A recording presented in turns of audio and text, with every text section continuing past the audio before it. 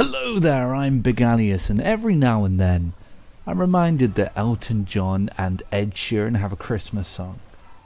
And I'm not okay with that. I'm just not okay with it. But anyway, how are you? How are you? Are you okay? I guess, having heard that news, potentially not. If I've ruined your day by reminding you that there's an Ed Sheeran Christmas song, I feel bad and I feel terrible. This is the first time I felt bad, and I'm sorry. But we're going to talk about something else today. I thought it would be an interesting idea, actually, to take a look at my Spotify Wrapped. And I don't know why, but I thought it would be well, I do know why. See, I think, personally speaking, music has become a very large, integral part of this channel. I think it's a big part of it now. I talk about music a lot on this channel, and I personally think that, excuse me, that music is a great way to get to know someone, and a great way sort of inside, the way someone sort of is and the type of person someone is. And I don't know why, but I feel that our music reflects us quite well. So we're going to go through mine, and then, next year you can get maybe a heads up on what I might be looking into next year, or what I might discover, or beautifully and perfectly you can recommend some music to me, and that would be absolutely fantastic. So let's go through this. I was both surprised and not surprised at the same time. Like, it was a bit of a surprise, but at the same time, I was like, yeah, I do kind of get it. So, for the uninitiated, for anyone who doesn't know, the Spotify Wrapped, you're basically given a bunch of data about how you've listened to music, who you've listened to, how often, what genre, stuff like that. The centerpiece of which is basically the top 5 artists and top 5 songs. But also you get stuff like what your top 5 genres were and stuff like that. So we're going to go into that. So my top artist for 2023, my most listened to, not favourite, but most listened to, was SZA, actually.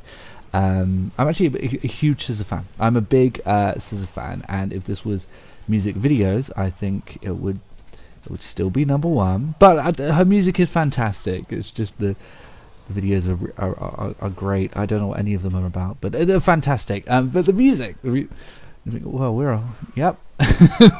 Yep, those are some great videos. But the music. So SZA, I'm genuinely a huge fan of SZA. I have been since Control.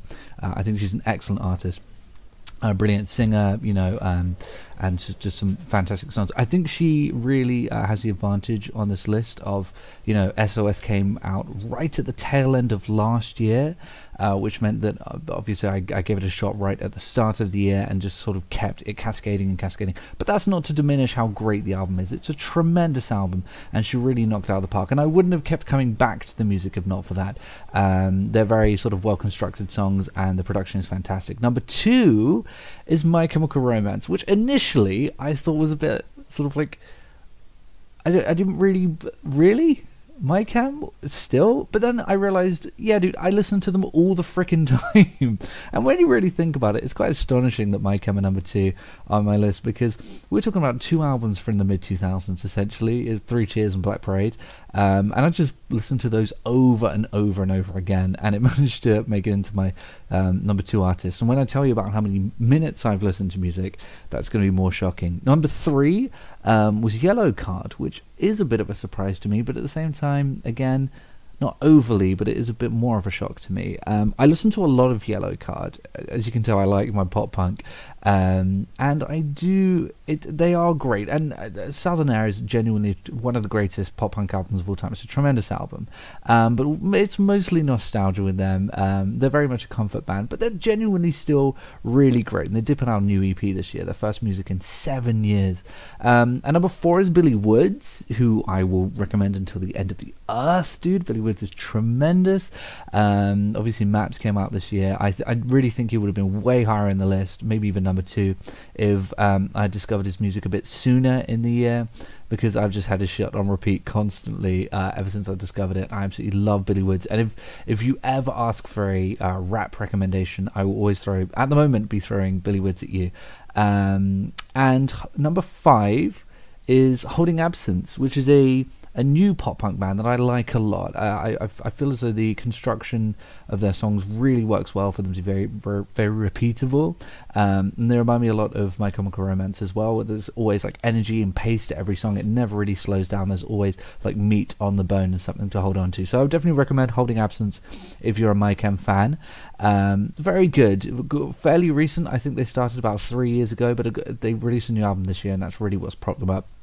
And that's considering the fact that I've listened to...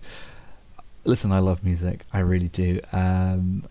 It's no easy way of saying this. 39,000 minutes. Sorry, 39,000 minutes of music. And my top songs... Again, there's no easy way of saying this. There are 3 SZA songs in my top 5 songs. I'm slightly shocked by which ones they are. Number 1 is Low. My most listened to song of the year is Low.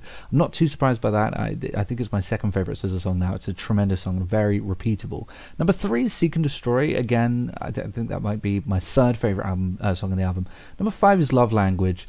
I really don't know why a song like Ghost in the Machine or something like that with Phoebe Bridgers wouldn't be there. I definitely prefer Ghost in the Machine, but it's still a fantastic song. So 3 SZA songs in the top 5. And I know that I'm beginning to sound a little bit obsessed. Number 2 and 4, I really thought would be 1 and 2, and I really thought that one of them would be 1 because I had these songs absolutely on repeat this year. Year Zero, which is Billy Woods and Danny Brown. It has... I don't know why, I can't explain it to you, okay? But it has one of my favourite features of all time. Danny Brown's feature on Year Zero is just something about it, dude. I could not stop listening to it. He's rapping about broken ice cream machines and working on the iPhone and doing kick flips and back flips and stuff like that. It's just, I don't know, it's just so tremendous. So I'd recommend Year Zero. And A Crooked Melody by Holding Absence, which again...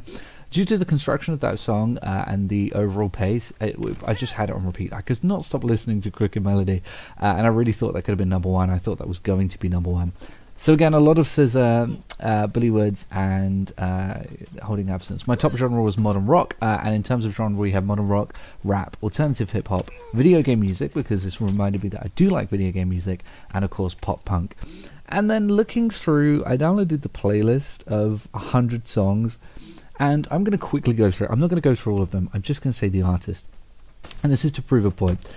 SZA, Billy Woods, SZA, Holding Absence, SZA, Billy Woods, Rise Against, Holding Absence, SZA, Billy Woods, My Chemical Romance, Holding Absence, SZA, Billy Woods, Paramore, Holding Absence, SZA, Billy Woods, Paramore, Rise Against, SZA, Billy Woods, My Chemical Romance, Paramore. I just listen to the same shit over and over again. I'm someone who loves discovering new music. But my God, I definitely have comfort albums I just come back to and back to and back to. I'm just one of those people who like get very excited about finding new music. Almost every Friday I try something new. Last Friday was Guided by Voices, you know, their new album. Yeah, I really do try new stuff, but then I always fall back on these. Wow, Walking by Denzel Curry is way further down than I thought it would be. Yeah, I always come back to these comfort albums and comfort songs. But yeah, that was my Spotify route. Let me know if you have any recommendations or suggestions in the comments, or what was on yours if you want to.